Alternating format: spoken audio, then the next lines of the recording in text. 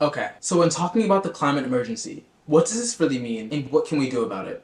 Let's break this down. Before humans, in the era of dinosaurs, the climate fluctuated naturally within boundaries that made it possible to support life. However, since the Industrial Revolution in the 1870s, humanity has significantly altered these naturally fluctuating cycles. Through the Industrial Revolution, we've had the discoveries of things like cars, launching astronauts into outer space, to the development of smartphones, and all of the modern advancements that we rely on today. But this comes with a catch-22. We got that energy to do all these incredible things through burning fossil fuels, subsequently artificially increasing the levels of greenhouse gases in the atmosphere, leading to human-made climate change. I think it is important to interject for a brief but critical lesson on the science. The problem with burning fossil fuels and releasing pollutants into nature is that it destabilizes the natural greenhouse effect, trapping more heat in the Earth's atmosphere than would naturally occur. This leads to a term created by scientists called global warming.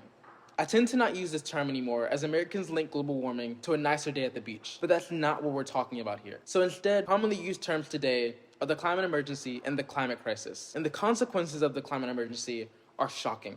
Scientists have explained that the consequences of a rapidly warming atmosphere causes Arctic ice melt, resulting in higher rising sea levels that erode coastal communities and erase island nations.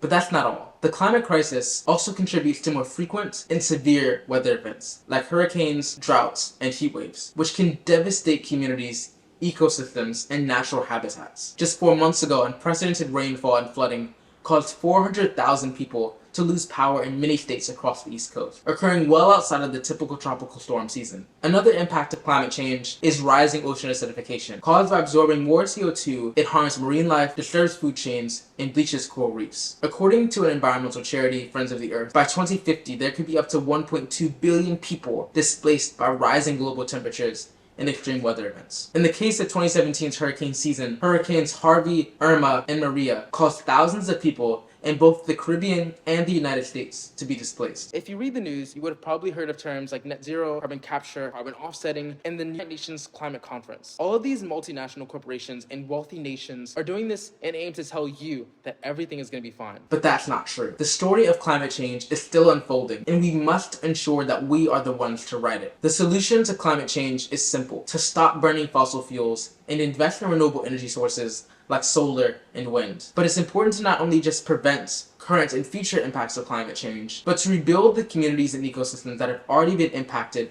by extreme weather events or industrial pollution. This is a large part of the concept called environmental and climate justice that further connects climate change with social equity, a topic which I'll explore in another video. At the moment of filming this video, without major action to reduce emissions, average global temperatures are on track to rise by 4.5 degrees by 2100. Governments have on paper committed to limiting warming to 1.5 degrees and to triple renewable energy production by the end of 2024.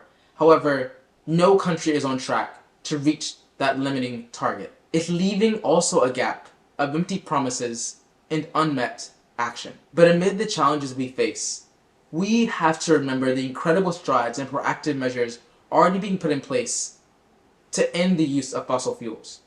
Around the world, local communities are coming together to combat climate change. For example, Los Angeles City Council voted unanimously in December 2022 to ban all new oil and gas drilling within the city and to phase out existing fossil fuel infrastructure over the next 20 years.